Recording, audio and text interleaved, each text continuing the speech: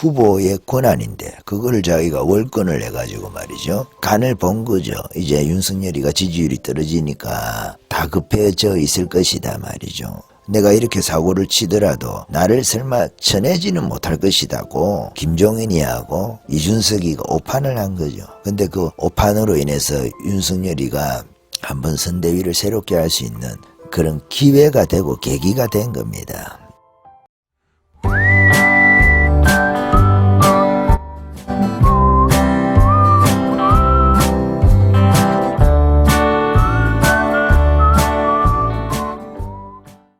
여러분 그 이영작이라고 있습니다. 이영작 박사님이라고 있는데 우파 분이시죠. 우파 분인데 이분은 우파이지만은 그 김대중 대통령의 처조카입니다. 그러니까 이휘호 여사라고 있지 않습니까? 이휘호. 사실은 이휘호 여사가 신앙이 참 좋은 사람이에요. 예수를 잘 믿고 기도하면 뭐 밤새 가지고 두루마리 하나를 그 눈물을 흘리면서 기도하면서 자기 남편도 위해서 많이 기도했겠죠. 정치적으로 어려운 시기가 있었으니까 두루마리 하나를 다 적실 정도로 휴지 있지 않습니까? 두루마리 휴지 그거 하나를 밤에 기도하면 하나를 다 쓴다고 하는 그런 일화가 있는 그런 분이 이휘호 여사입니다. 김대중 대통령이 사실은 그 경제정책은 좌파 경제정책을 거의 쓰질 않았죠. 그러니까 안보 문제에 있어가지고 북핵 문제에 있어가지고는 그가 기대했던 것처럼 핵을 폐기한다든지 북한을 믿지 말아야 되는데 북한을 믿고 자기도 노벨 평화상 받을 욕심에서 그렇게 했겠죠. 그게 이제 큰 실책이죠. 김대중 대통령의. 그래서 김대중의 처조카입니다. 김대중 처인 이휘호 여사를 이영작 박사도 연세가 많으시죠. 그 고모라고 하니까 조카죠. 이휘호 여사의 조카가 이번에 그 김종인하고 윤석열이하고 결별을 한 거지 않습니까? 그거에 관해서 윤석열이 같은 경우에는 이런 것은 없고 얻은 것만 있다, 많은 것을 얻었다 해가지고 그 네 가지를 얻었다 이렇게 하면서 글을 적었습니다. 글을 뭐 읽어드리면 좋겠지만 간단하게 적었거든요. 네 가지에 관해서. 첫째는 김종인을 윤석열이가 잘 쳐낸 이유 중에 하나가 김종인이가 주장하는 것이 경제민주화지 않습니까? 좌파경제학. 뭐 우리가 우파경제학, 좌파경제학 이야기를 할 때 좌파는 분배를 중심으로 우파는 성장을 중심으로 한다 이야기를 하지만 사실은 우파경제학에서도 성장을 중심으로 하면서 그 부작용이라는 것이 사회적 약자에 관한 문제가 발생하게 되잖아요. 그 경쟁을 이기지 못하고 그 경쟁에서 소외된 사람들에 대해서 이 사회적 약자죠. 이 부분에 대한 복지 문제는 우파 경제에서도 이야기를 하는 겁니다. 그렇지만은 주류가 뭐냐, 부수적인 것이 뭐냐 이야기를 할 때 자유경제를 중심으로 정부는 작은 정부가 되어서 간섭을 하지 않는다는 거죠. 최소한의 간섭만 할 수 있는 것. 그러니까 규제 철폐라든지 이런 것은 다 우파 경제학이에요. 그러니까 규제를 강화하고 이렇게 하면 법이 많아져야 되겠죠.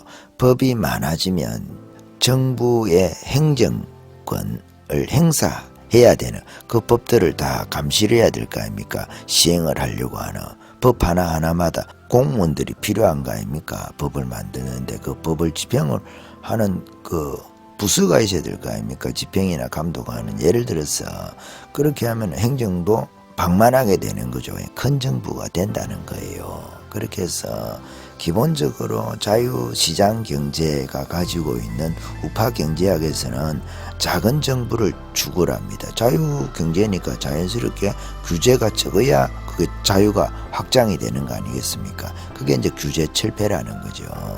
박근혜 정부에서도 그렇게 하려고 애를 썼죠. 애를 쓴 부분들이 있죠. 물론 아닌 것도 있어요. 아닌 것도 있는데 큰 흐름으로 볼 때 그렇다는 말씀을 드리는 거예요.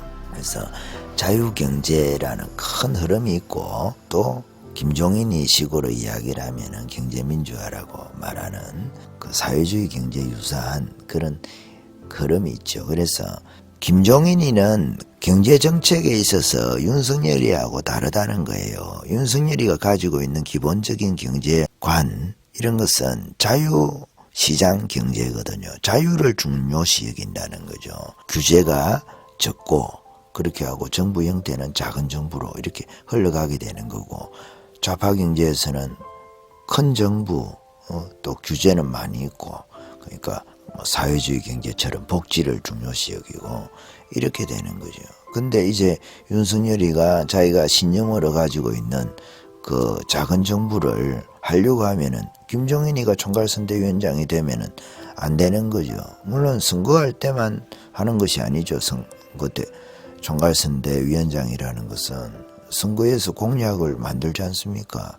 그러니까 정부에 관한, 다음 정부에 관한 청사진 그림을 만드는 것, 지도를 만드는 게 선거대책위원회거든. 선대위잖아요.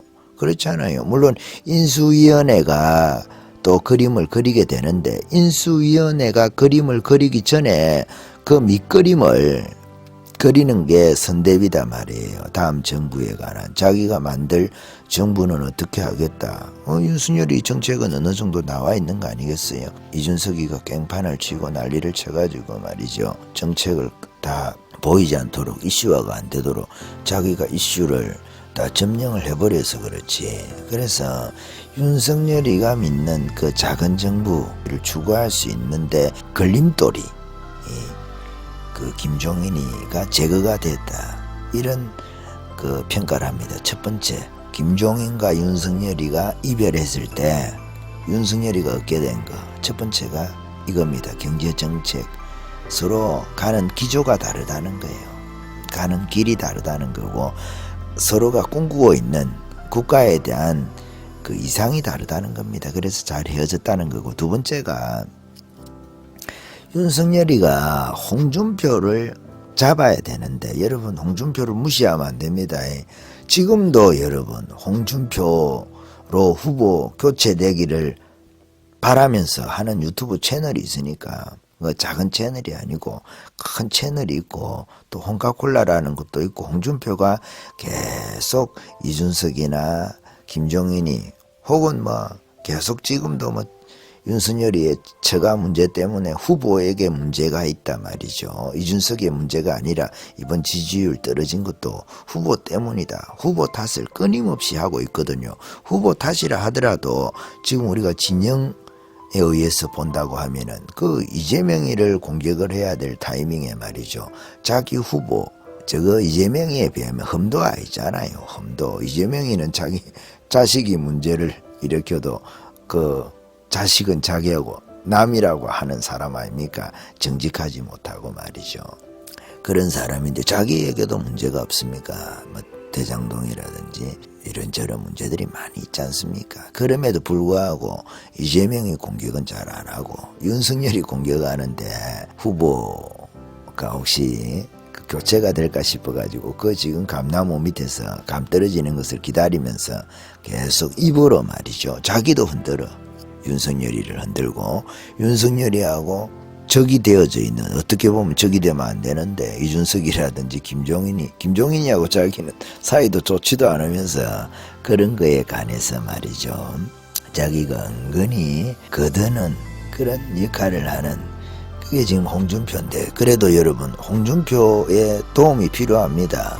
홍준표가 팬층을 갖고 있어요. 팬덤을 갖고 있단 말입니다. 팬층 이렇게 할 때 팬덤이라 하잖아요. 팬의 복수형처럼. 그래서 홍준표의 어떤 지지를 받아야 돼. 또 하나는 홍준표하고 서로 사이가 좋지 않은 모양을 보여주는 것이 결국은 도움이 되지 않아요. 도움이 되지 않고, 그래서 윤석열이가 그것을 원하니까 이번에도 홍준표가 이준석이를 품으라 두 번째죠. 전번에도 울산해동 있기 전에 그 홍준표 특수부입니까?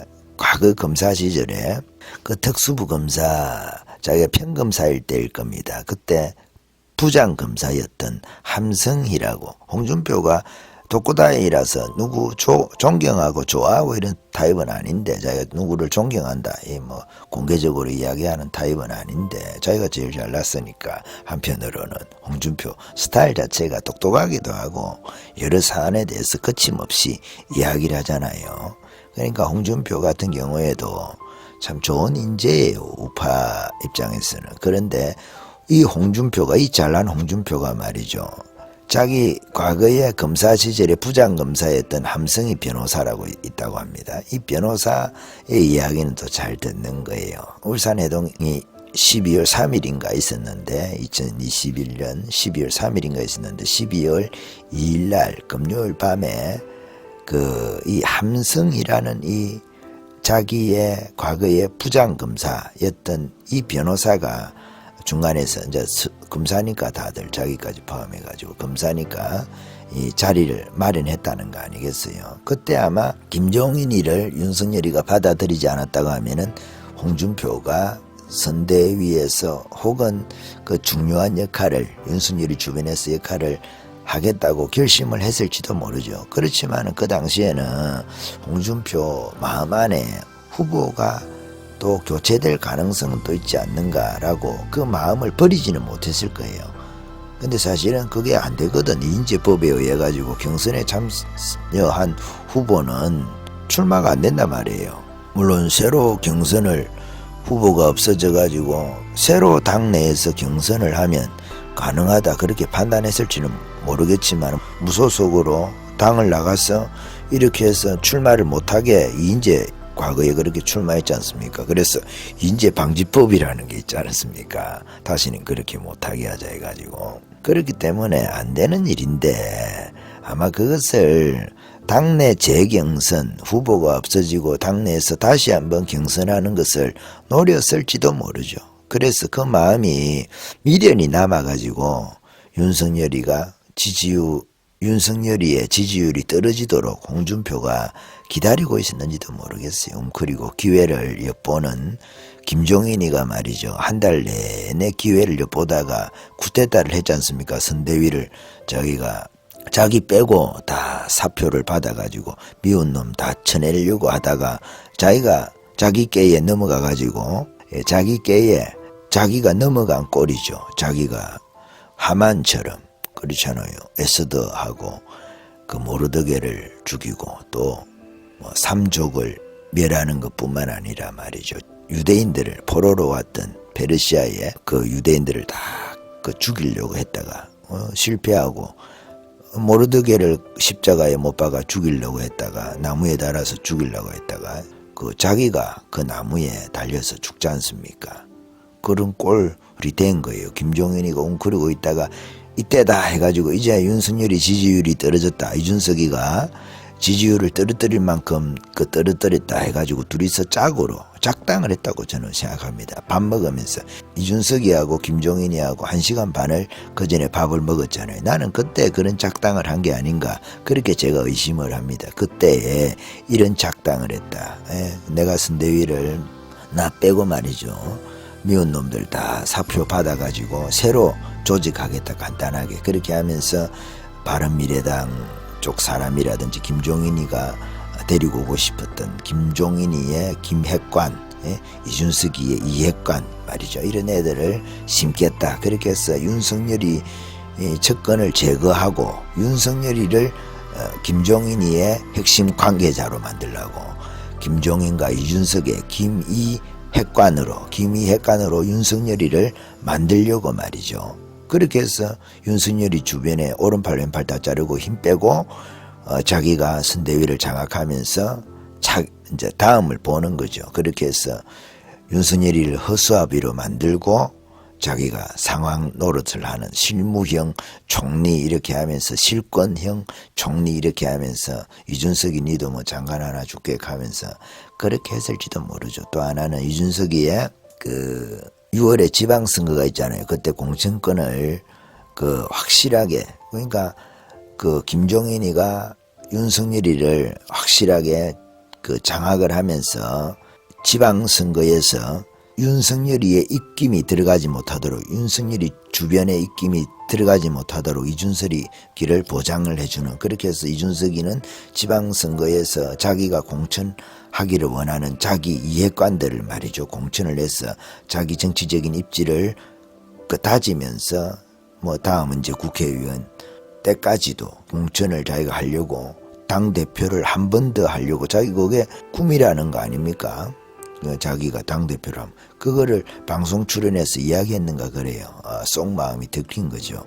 그렇게 해서 자기가 자기의 정치적인 입지를 다지려고, 국민들의 마음으로 볼 때, 당원들의 마음으로 볼 때는 말도 되지 않는 거죠. 말도 되지 않는 거. 예, 그래서 그런 헛꿈을 꾸는 데 있어 가지고 이준석에게는 김종인이가 절대적으로 필요한 거예요. 김종인이가 윤석열이를 장악을 해주는 게 필요했는데, 이번에 윤석열이가 김종인이를 날려버린 거죠. 위인 폐관처럼 말이죠. 사람 저거를 없애기 위해서, 제거하기 위해서 자리 자체를 없애버린 거죠.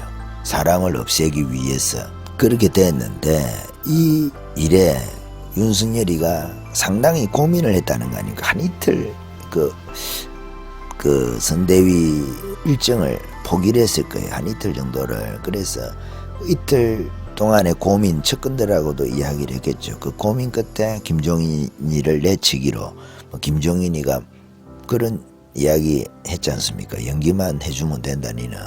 자기가 감독이라는 거지. 니는 배우만 하면 된다고 말. 꼭두각시란 말이죠. 김종인이가 윤석열이하고 의논도 하지 않고 직권 남용을 하잖아요. 자기가 그 선대위 조직을 새로 하겠다. 선대위 조직하는 거는 그 후보가 결정해야 될 후보의 권한인데, 그걸 자기가 월권을 해가지고 말이죠. 간을 본 거죠. 이제 윤석열이가 지지율이 떨어지니까 다급해져 있을 것이다 말이죠. 내가 이렇게 사고를 치더라도 나를 설마 쳐내지는 못할 것이다고 그 김종인이하고 이준석이가 오판을 한 거죠. 근데 그 오판으로 인해서 윤석열이가 한번 선대위를 새롭게 할 수 있는 그런 기회가 되고 계기가 된 겁니다. 이제 그 김종인이가 머리를 쳐들 때 정권이죠, 정권. 두 달 내내 어떻게 보면 정권 타령을 한 거예요. 이준석이가 김종인이 총괄로 해야 된다고. 그때부터 그 김종인이에 관해서 선거의 황제처럼, 선거의 여왕은 박근혜인데 박근혜 위에 어떤 선거의 황제처럼 자기 선거도 제대로 한 번도 이겨보지도 못한 사람을 갖다가, 둘 다 공통점이 그거 아닙니까? 입만 가지고 말이죠. 자신을 과대평가하고 과대포장해가지고 자기네들이 마치 뭐 대단한 사람인 것처럼 아무것도 없는 게 말이죠. 그렇게 고슴도치가 그 자기 덩치를 그 큰 것처럼 말이죠. 과장을 하고, 보거가 그러잖아요. 보거가 자기가 크게 보이려고 말이죠. 과장을 하듯이 보거나 고슴도치 짓을 얘네들이라 해서 뭐 나이 너무 많은 김종인에 대해서는 좀 그렇긴 한데 애짓을 하니까 여러분 얘네들이 한 겁니다. 예? 그렇게 한 거죠. 그래서